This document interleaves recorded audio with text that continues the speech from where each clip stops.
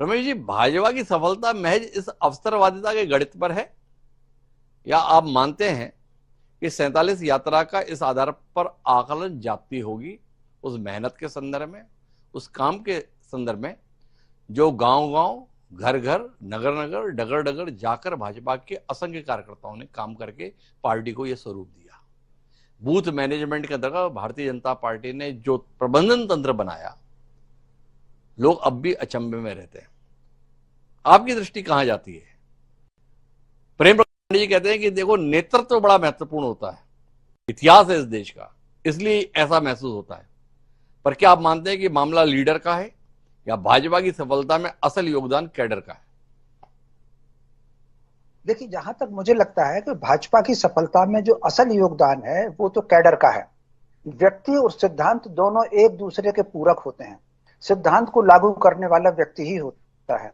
और कई बार समय के साथ बहुत सारे परिवर्तन आते हैं, और जो राजनीतिक दल व्यक्ति या सिद्धांत समय के अनुसार थोड़ा बहुत परिवर्तन करना है, वो उनका दीर्घजीवी होता है। लेकिन मैंने, जहां तक मेरा अनुभव है, भाजपा ने सिद्धांत से कोई समझौता नहीं किया। आप अगर देखेंगे, जब जनसंघ बना था तब उन्होंने शब्द जरूर बदले हैं, जी। लेकिन उन्होंने सिद्धांत नहीं बदला। शब्द, जब जनसंघ बना था तो उनका नारा था सर्वजन हिताय सर्वजन सुखाय।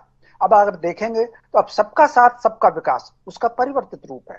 जनसंघ के समय मैंने नारे सुने हैं कि एक देश में दो विधान नहीं चलेंगे, नहीं चलेंगे। तो कश्मीर की धारा 370 अवसर जैसे आया उसी तरीके से हटाई गई है।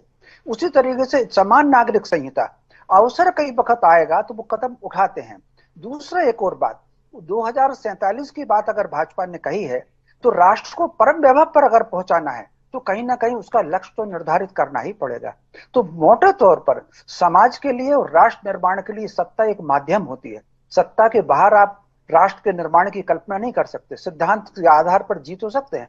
ये निश्चित रूप से जितने राजनीतिक दल हैं उसमें केवल भाजपा मुझे ऐसी लगती है जो कहीं ना कहीं सिद्धांत पर चल रही है।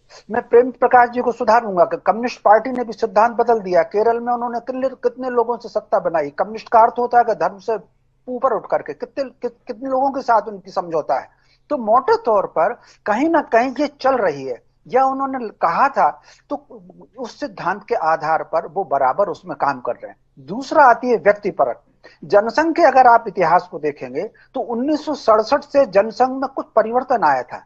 पहले वो जो सिद्धांत और कैडर की बात करते थे उसमें उन्होंने व्यक्ति को स्थापित किया।